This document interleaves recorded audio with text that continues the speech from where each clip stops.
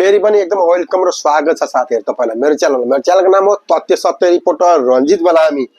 अहिलेसम्म मेरो च्यानल तपाईले सब्स्क्राइब गर्नु भएको छैन, बेल आइकन बजाएको छैन भने एकदमै गल्ती गर्नु भएको छ। तपाई सही च्यानलमा आछ के भिडियो हेर्नुको लागि भिडियो अन्तिमसम्म हेर्नु होला। भिडियोलाई राम्रो लाइक कमेन्ट मेसेज मनमा लागेको गर्न सक्नुहुन्छ र म त के को विषयमा त आफैले म त बोल्छु बोलेर बनाउँछु हैन। प्राय जस्तो अहिले चाहिँ राजनीति माहौल एकदम तातिरहेको छ हैन।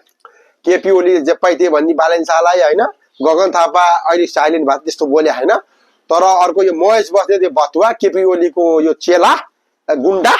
एकदमै अहिले बढी भएको छ। जीएनडीले तलाइन त तलाको यिनीहरुलाई त्यो पनि यिनीहरुलाई पुगेन कि अझ पनि यिनीहरु चाहिँ एउटा ढोङ गरिरहेको छ के लाज छैन कि यस्ताहरु आएर चुनावमा उठ्न लाज छैन। कुन मुखले बोले आयो त्यो भात खाने मुखले बोले हो के खाने मुखले बोले आयो यिनीहरुलाई लाज लाग्छ के। त्यसकारण म के भन्छु भन्दिन सबैजना दिदी बहिनी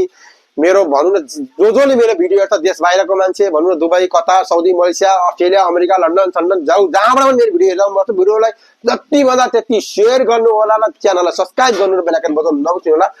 अब त एउटा नयाँ नेपाल बनाउने युग आएको छ। अब चाँडै नै 20-22 दिनमै चाँडै नै आउँदैछ चुनावको महल। त्यसमा चाहिँ राष्ट्रिय स्वतन्त्र पार्टीलाई चाहिँ भोट हालेर चाहिँ जति सक्दो त्यति भोट हालेर बहुमत 100% हैन 100% बहुमत 200% बहुमत ल्याएर चाहिँ जिताएर चाहिँ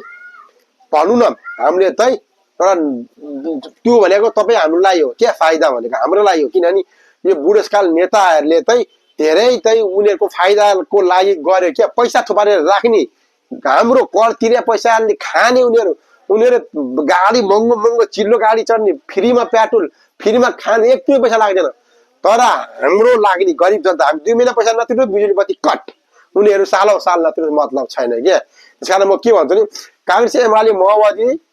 कुन मुखले भोट माग्नु आयो त्यो त भोट माग्नु आउँदा तपाईले के चुप लाएर बसेको हान्नु न जे पाइते लट्ठी छ लट्ठी भगाएर पठाइनु।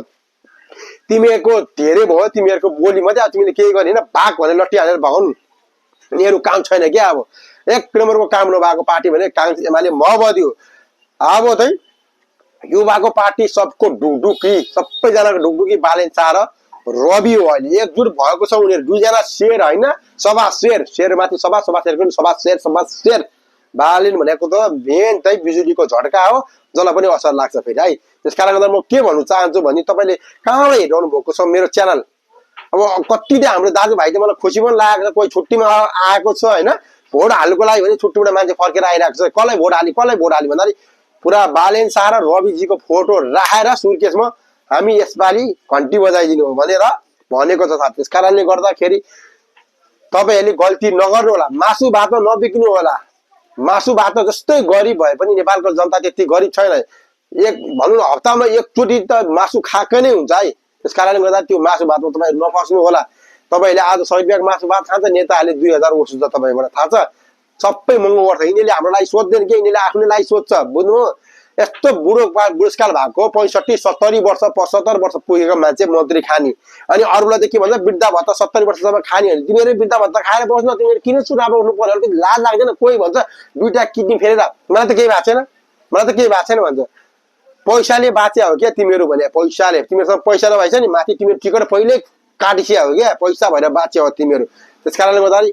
गरिब जनताको पैसाले यिनीहरुले बाँचेको गरिब जनतालाई चाहिँ झुटो आश्वासन देखाउने म यस्तो गर्दिन्छु म उस्तो गर्दिन्छु म यहाँ गर्दिन्छु म त्यहाँ गर्दिन्छु भन्ने तर जितेपछि त्यो ठाउँमा फर्केर पनि नजान्ने अनि फेरि 5 वर्षमा चुनाव आएपछि हात जोडेर लुकुर भएर म यस्तो गर्नु पर्यो उस्तो गर्नु पर्यो भनेर भन्छ र उनीलाई जनताले सोध्दा के भन्छ थाहा छ केपी ओलीले सुकुम्बासीले सोध्दा के भने थाहा छ केपी ओलीले यसो भने जवाफ सुन्नु के भन्दाखेरि अब मैले गर्नु खोजे हो फेरि अर्को सरकार चेन्ज भयो हामीले गर्नु खोजेको सरकार चेन्ज हुन्छ सरकार चेन्ज भएपछि फेरि काम रोक्का हुन्छ फेरि अर्को पार्टी आउँछ सरकार के चेन्ज भएको जति सरकार चेन्ज भयो तिमीहरुकै सरकार मिलिजुली खाएको छ। कांग्रेस एमाले माओवादीले त प्रधानमन्त्री भएको छ प्रधानमन्त्री जहिले पनि तिमीहरु भनेको एउटा ड्याङको मुला हैन एउटा रुखको तीनटा हाँगाइन तिमीहरु भतुवाहरु जनताको अगाडि तिमीहरु धुलो झर्नु खोजेको आँखामा छार हो क्या दिउँसै रात पारे खालको यार यिनीहरु। त्यसकारण यस्ता नेताहरुलाई यस्तो गगन थापा बाख्रा चोर महेश बस्नेत भतुवा केपी ओली जस्तो शेरबहादुर देवाल भगवती जस्तो पर्दैन ज्यानमारालाई भोट हाल्नु भनेको त तपाईहरु त मैले भनेन के भन्ने। अब तपाईहरुलाई के गाली गर्ने हैन सोच्नु आफै सोध्नु कुन मान्छेलाई मैले भोट हाल्दै छु र कुन मान्छेलाई भोट हाल्दा राम्रो हुन्छ र मैले कुन मान्छेलाई पहिला पनि भोट हालेको थिएँ हाम्रो हजुरबाले हाम्रो बाले अनि मैले भनेर सोच्नु होला क्या मनमा छातीमा हात राखेर चाहिँ बोल्नु होला क्या तपाईँहरू अनि कमेन्ट मेसेज गर्नु होला कहाँबाट भिडियो हेरिरहनु भएको छ तपाईँलाई कुन ठाउँबाट हेरिरहनु भएको छ काङ्ग्रेसलाई के भन्नु चाहेको छ गगन थापा बाख्राकोटलाई के भन्नु चाहेको छ महेश बस्ने गुन्डालाई के भन्नु चाहेको छ हतियार प्रचण्डलाई के भन्नु चाहेको छ र एमालेको त्यो दुईटा किडनी फेरिएको बुढाउलाई के भन्नु चाहेको छ कमेन्ट मेसेज गर्नु होला साथीहरू अब भने अब कि बार बालिन सरकारै हो क्या साथीहरू सबले चाहिँ सकेसम्म धेरैभन्दा धेरै राष्ट्रिय स्वतन्त्रलाई माया गरौँ अहिले चाहिँ जनताको साथ चाहेको छ राष्ट्रिय स्वतन्त्र पार्टीलाई तपाईँ हाम्रो साथ चाहेको छ अहिले चाहिँ त्यस कारणले गर्दा हामीले साथ दिउँ यसपालि एकताल त हेरौँ न एकताल हेरौँ क्या एकताल जम्मा एकताल त हेरौँ हामीले के गर्छ है गर्दैन त्यसपछि हो क्या तपाईँहरू पहिल्यै गर्दैन भने लगाइदिने अर्काको कुरा नसुन्नु क्या कागले छ नि कागले कान लग्यो भनेर कागको पछाडि दौडिन् कि यसो दौडिने कान छामिन् त मेरो कान छ छैन भनेर कान छाम्ने हो नि त हामीले कागको पछाडि दौडिने होइन नि त हो त्यस कारण यो नेताहरूको कुरा छोड्नु महेश बस्ने भत्तुवाको कुरा छोड्नु यिनीहरू भने कुरा मात्रै यिनीहरू के गर्छ बाली धारा के भन्छ त्यो के गर्छ हामीलाई हराउन सक्छ केपी ओलीलाई हराउनु भने त आकाशै पल्टिआएको छ अरे तेरो बाउ आकाशै पल्टिआएको त के हो त्यो केपी ओली त को जनताले जिताएको सबले जनता सबभन्दा ठुलो कुरा सबभन्दा बलियो भने जनता हो अहिले जनताको पालो आएको छ आकाशै पल्टिन्छ अरे केपी ओलीले हार्यो भने त आकाशै पल्टिन्छ ल हेरौँ त अब चुनाव केपी ओली हार्छ तेरो मुखले बोलेको छ आकाश पल्टिन्छ कि पाताल पल्टिन्छ केही पल्टिनुवाला न आकाश पल्टिनुवाला छ न पाताल पल्टिनुवाला छ किनभने अब झापाको मान्छेलाई चाहिँ दिमाग आइसक्यो क्या किनभने केपी ओली ड्रामा मात्रै गर्ने हो गफ मात्रै दिने हो काम गर्दैन दुईटा किडनी फेल 70 वर्ष कट यस्तोले काम गर्दैन त्यस कारण गर्दाखेरि त बालेन शाहलाई भोट दिउँ भनेर जहाँ पनि अहिले त हेर्नु न बालेन शाहको क्रेज कति छ भन्नु त एउटा भिडियो एउटा फोटो हाल्यो भने 2 लाख 3 लाख आउँछ यार फोटोमा भ्युज होइन म्यासेज कति हो कति भिडियो हाल्नुपर्छ त्यस्तै 2-4 लाख जान्छ सब्सक्राइब के अरे भ्युज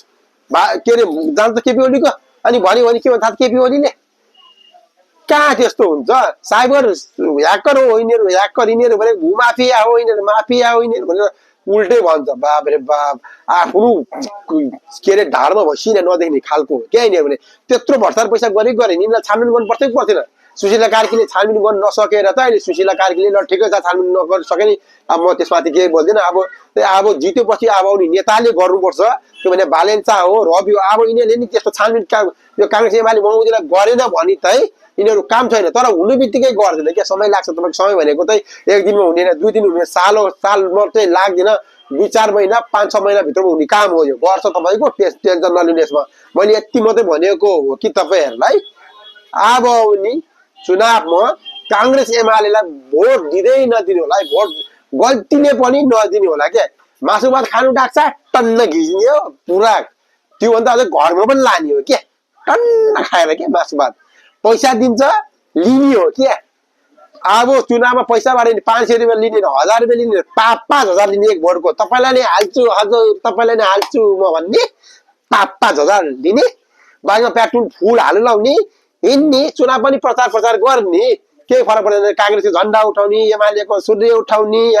माओवादीको अहिले त्यो तारा लिएर के त्यो उठाउने हिँड्ने भोट हाल्ने बेला राष्ट्रिय स्वतन्त्र पार्टीलाई भोट हाल्ने क्या घन्टी बजाएर ड्याग लगाएर बुझ्नु भएन जानुहोस् फाइदा हुन्छ जनताकै पैसा हो त्यो तिनीहरूले बाँडिरहेको भने हाम्रै पैसा हामीले कर तिर्ने पैसा हो हामीले बाइक चढ्छौँ हामीले कर तिर्छौँ हामीले व्यापार गर्छौँ सबै त्यो जनताकै गरिब जनताकै पैसा हो जनताको पैसा जनतालाई फिर्ता आउनुपर्छ त्यस कारणले त्यो तपाईँकै पैसा हो दियो भने लिनुहोस् मासु भात खानुहोस् बाइक पनि किन्नुहोस् तर भोट भनेको राष्ट्रिय स्वतन्त्र पार्टीलाई नै दिनुहोस् यसपालि चाहिँ एक चान्स हेरौँ न एक चान्स बालेन शाहले गर्छ कि 100% गर्छ किन गर्छ भनेदेखि काठमाडौँ हेर्नु न 3 वर्षमा कस्तो थियो कस्तो बनाए तपाईँको आँखाको अगाडि काङ्ग्रेस एमालेमालाई कति जलन भएको थियो थाहा छ अब 100% बालेन शाह प्रधानमन्त्री हुन्छ होइन केपी ओलीको सधैँको लागि पत्ता साफ माओवादीको सधैँको लागि पत्ता साफ अनि काङ्ग्रेसको पत्ता साफ हुन्छ हेर्नु न को जेलमा पुग्छ को कहाँ के हुन्छ त्यतिखेर थाहा हुन्छ त्यस कारण तपाईँले सपोर्ट त गर्नु पर्यो है सपोर्ट गर्नु पर्यो सपोर्ट अनि फेरि काङ्ग्रेस एमाले माओवादी जित्यो भने जेनजीहरूलाई छुन्छ नि फेरि विचार गर्नु है जेनजी तपाईँहरू पनि विचार गर्नु यिनीहरू भनेको भूमाफिया यिनीहरू बिर्सिँदैन कसरी शेरबहादुरवाला पिटाएको थियो तपाईँहरूले बिर्सिँदैन कसरी त्यसो सुहानी लथारी पिटाएको थियो बिर्सिँदैन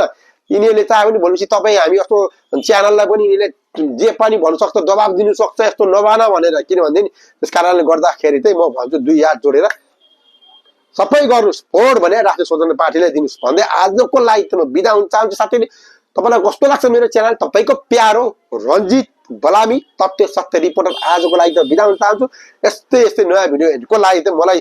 सधैँ मलाई मसँग जोड्नु होला, च्यानल सब्सक्राइब गर्नु होला र बेल आइकन बजाउन नबिर्सिनु होला है। जसले बेल आइकन बजाउँछ पहिला सुरु मेरो नोटिफिकेसन हजुरको ठाउँमा पुग्छ र हजुरले मेरो भिडियो हेर्नु सक्नुहुन्छ र कमेन्ट मेसेज गर्नु होला है त भन्दै आजलाई बिदा हुन चाहन्छु। By by.